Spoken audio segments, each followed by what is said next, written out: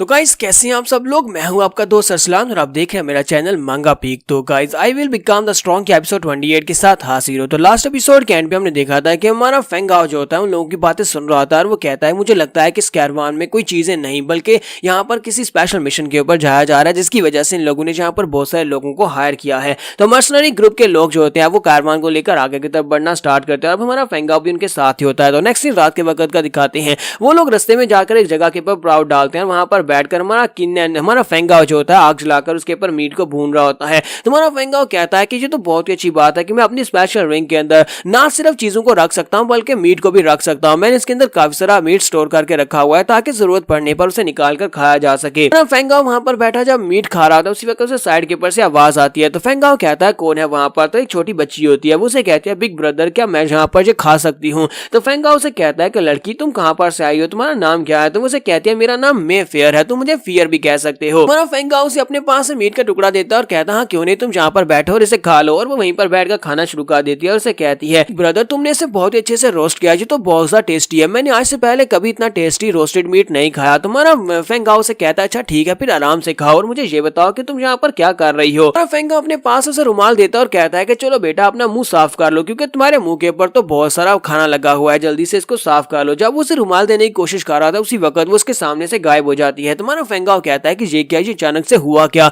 वहां पर उसे तेज हवा का झोंका महसूस होता है क्योंकि बटलर फी वहां पर पहुंच जाता है, वो बुढ़ा आदमी जो कि उसके साथ था। तो वो उसे बड़ी तेजी के साथ लेकर वहां से पीछे साइड के ऊपर चला जाता है और उसे कहता है कि मिस फियर मैंने आपसे कहा था ना कि आप बाहर नहीं जा सकती, आप यहाँ पर क्या कर रही हैं, आप इस जगह पर नहीं आ सकती। तो वो उसे कहती है लेकिन ये लड़का बहुत ज्यादा अच्छा है, फियर को बहुत ज्यादा भूख लगी थी और बिग ब्रदर ने उसे खाना दिया है। बटलर फी उसे कहते हैं मैंने तुम्हें यह भी कहा था कि तुम अनजान लोगों से खाना लेकर नहीं खा सकती, हमारे बारे में बहुत ज्यादा परेशान हो गया था, अगर यहाँ पर कोई तुम्हें पॉइजन दे देता तो फिर क्या होता। फेंगाओ से कहता है कि मैंने यहाँ पर इसको इनवाइट किया था, तुम यहाँ पर अगर चाहो तो बारबेक्यू ले सकते हो, आ जाओ तुम भी आ जाओ, तुम्हें इस बात से कोई मसला है। तो मास्टर फ्यूज की तरफ घूर कर देखते हैं और कहते हैं कि लड़के तुम कौन हो। तुम्हारा फेंगाओ से कहता है कि मैं यहाँ पर एक टेम्पररी मेंबर हूँ, मैं येलोविंड मर्सनरीज का एक टेम्पररी मेंबर हूँ, मेरा नाम फेंगाओ है। तो बटलर फ्यूज से कहते हैं अच्छा तो तुम यहाँ पर टेम्पररी मेंबर हो यानी कि तुम यहाँ पर न्यू रिक्रूटेड मेंबर हो, तो फिर ठीक है मैं जाकर कैप्टन से तुम्हारे बारे में पूछूंगा, अगर लिस्ट में तुम्हारा नाम नहीं हुआ तो उसके बाद तुम्हारा नाम इस दुनिया से मिट जाएगा। साथ ही वो फियर को अपने साथ लेकर अंदर चले जाते हैं और कहते हैं कि फियर मेरे साथ आ जाओ। जबकि वो उसे कहते हैं ग्रैंडपा फी बिग ब्रदर बहुत ज्यादा अच्छे हैं, आपको इनके साथ बुरे तरीके से बात करने की जरूरत नहीं है। जबकि हमारा फेंगाओ सोच रहा होता है कि ये मास्टर इतना पावरफुल है कि इतनी तेजी के साथ ये फियर को मेरे सामने से उठाकर ले गया और मुझे पता भी नहीं चला, इसका मतलब यह है कि ये कम से कम ग्रैंड मास्टर लेवल का मास्टर तो होगा ही। जिस तरह से ये इस लड़की को लेकर नर्वस था और जिस तरह से इस लड़की से बात कर रहा था, मुझे लगता है कि यहाँ पर मिशन इस लड़की को पहुंचाने का है, यहाँ पर कोई सामान लेकर नहीं जाया जा रहा बच्चे बल्कि इस लड़की को ट्रांसपोर्ट किया जा रहा है। नेक्स्ट सीन हमें 3 दिन के बाद का दिखाया जाता है। 3 दिन के बाद फिर शाम का वक्त होता है। शाम के वक्त हमारा फेंगाओ वहां पर गोश्त भून रहा होता है, ग्रैंडपा फी भी वहीं पर खड़े होते हैं, जबकि मियर फिर से हमारे फेंगाओ के पास खड़ी होती है उसका मीट खाने के लिए। ग्रैंडपा उसे कहते हैं कि मिस फियर तुम्हें जल्दी से जल्दी खाना होगा, अगर तुम खा लियो तो चलो यहाँ से चलते हैं। तो ग्रैंडपा वहां पर बड़े आराम से खड़े होते हैं, जबकि इसी वक्त एक मीट का टुकड़ा जो होता है उसके मुंह के करीब आ जाता है। तो वो कहते हैं ये क्या फियर जो तुम क्या कर रही हो। तो उसे कहती है कि ये बिग ब्रदर ने आपके लिए रोस्ट किया, जरा इसे खाकर चेक करे क्या ये अच्छा है। तो ग्रैंडपा भी वहीं पर बैठ जाते हैं और उसे कहते हैं कि लिटिल ब्रदर तुम्हारा बहुत बहुत शुक्रिया, तुम वाकई में बहुत ही अच्छा मीट बारबेक्यू करते हो। फिर साथ ही उन्हें साइड के ऊपर से आवाज आना शुरू हो जाती है जहां पर बाकी के सभी मर्सनरीज के लोग होते हैं। फेंगाओ कहता है कि वहां पर अचानक से क्या हो रहा है। तो बटलर फ्यूज से कहते हैं कि तुम यहीं पर रुको, मैं चाहता हूं कि तुम मेरी लेडी को प्रोटेक्ट करो, यानी कि इस बच्ची को प्रोटेक्ट करना मैं वहां पर देख कर आता हूं। तो ग्रैंडपा जो होते हैं जैसे वहां पर आके बढ़ते हैं और देखते हैं कि वहां पर मर्सनरी ग्रुप के जितने लोग होते हैं वो सभी ग्राउंड के ऊपर बेहोश पड़े होते हैं और सभी की बॉडी के अंदर से पॉइजन निकल रहा होता है। तो मास्टर फी कहते हैं कि जहां पर सभी लोगों को पॉइजन दिया गया है, मुझे लगता है किसी पॉइजन मास्टर का ये काम हो सकता है। आता हूं जाकर कैप्टन को देखता हूं कि कैप्टन कहां पर है और बड़ी तेजी से आगे बढ़ते हैं और जाकर कैप्टन को देखने के लिए, जबकि उसे कहते हैं कि तुम इस मियर का ख्याल रखना, मियर को कुछ भी नहीं होना चाहिए, मैं वापस आता हूं, मैं जल्दी से देखकर वापस आता हूं। हमारा फेंगाओ आगे बढ़ता है, जाकर एक लड़के के बाजू को चेक करता है और कहता है कि जहां पर इसको जो पॉइजन दिया गया है वो कोई हाई ग्रेड का पॉइजन नहीं है, इसका मतलब यह है कि इसको रिजॉल्व किया जा सकता है, मैं इस पॉइजन को निकाल सकता हूं। दूसरी तरफ दिखाते हैं कि कैप्टन जो होता है वो बेचारा बुरी हालत में होता है क्योंकि कैप्टन को भी पॉइजन दिया गया होता है और उनके अपने ग्रुप का एक मेंबर जो होता है जो कि शायद वाइस कैप्टन होता है, वो उसके ऊपर अटैक कर रहा होता है। तो कैप्टन उसे कहता है बेवकूफ ये तुम कर क्यों रहे हो। तो वो उसे कहता है कि मुझे यहाँ पर पैसे मिल रहे हैं, तुम्हें ये काम करने के पैसे मिले, इसी तरह मुझे भी यहाँ पर ये काम करने के पैसे मिल रहे हैं, तुम सभी लोगों को मारने के पैसे मिले और साथ ही उस बच्ची को उठाने के। साथ ही वो कैप्टन को किक मारते हुए नीचे गिरा देता है और कहता है कैप्टन प्लीज मुझे माफ करना, अब तुम्हें मरना होगा,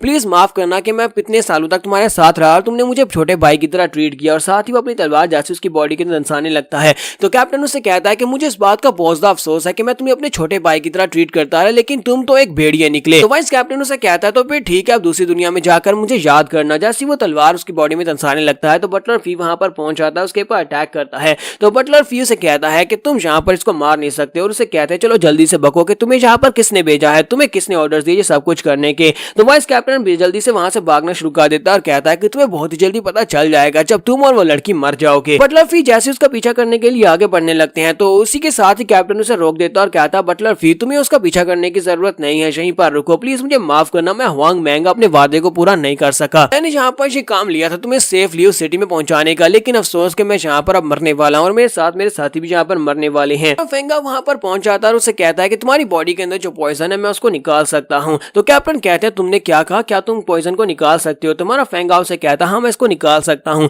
बटलर फी भी कहते हैं क्या वाकई में तुम पॉइजन को निकाल सकते हो, क्या तुम एक एल्केमिस्ट हो? तुम्हारा फेंगा कहता है हाँ मैं एक एल्केमिस्ट हूँ और इस पॉइजन को मैं बड़ी आसानी से निकाल सकता हूँ। और इसी के साथ हमारा फेंगा अपनी एनर्जी के साथ में फार्माकोपिया को यूज करते हुए कैप्टन की बॉडी के अंदर से पॉइजन को बाहर निकाल देता है। जब वो पॉइजन को बाहर निकाल देता है तो कैप्टन अपनी सारी एनर्जी को दोबारा से रिकवर कर लेता है। तो कैप्टन कहता है ना सिर्फ इस लड़के ने मेरी बॉडी से पॉइजन को निकाला बल्कि मैंने अपनी सारी की सारी एनर्जी को भी रिकवर कर लिया है। ये लड़का तो वाकई में एक बहुत ही महान फार्मासिस्ट है। और उसके सामने अपना सर झुकाते हुए उसे रिस्पेक्ट देता है और कहता है कि मिस्टर अल्केमिस्ट तुम्हारा बहुत बहुत शुक्रिया, तुम वाकई में एक बहुत ही अच्छे अल्केमिस्ट हो। तो फेंगा उसे कहता है कैप्टन हुआंग जल्दी से उठकर खड़े हो जाओ, तुम्हें यहाँ पर इस तरह से मुझे रिस्पेक्ट देने की जरूरत नहीं है। अब हमें बाकी के सभी लोगों की बॉडी के अंदर से पॉइजन को डिटॉक्सिफाई करना होगा क्योंकि पूरी की पूरी टीम को पॉइजन दिया गया है। कैप्टन हुआंग उसे कहता है तुम्हारा बहुत बहुत शुक्रिया, अगर तुम मेरी पूरी टीम की बॉडी से पॉइजन को निकाल देते हो। तो उसके बाद हमारा फेंगा सभी लोगों को उठाकर बिठाता है और उन सभी की बॉडी के अंदर से पॉइजन को निकाल देता है। सभी लोग ठीक हो जाते हैं, किसी की बॉडी के अंदर भी पॉइजन नहीं रहता और वो सभी लोग उसके सामने झुककर उसे थैंक यू बोलते हैं क्योंकि एक एल्केमिस्ट की वाकई में बहुत ज्यादा इज्जत होती है। और उसके बाद तीनों बड़े जो होते हैं वहां पर बैठ जाते हैं। तो वो लोग उसे कहते हैं कि मास्टर एल्केमिस्ट तुम यहाँ पर बताओ कि हम लोग इस बंदे को कैसे ढूंढे जो भी सबके पीछे है,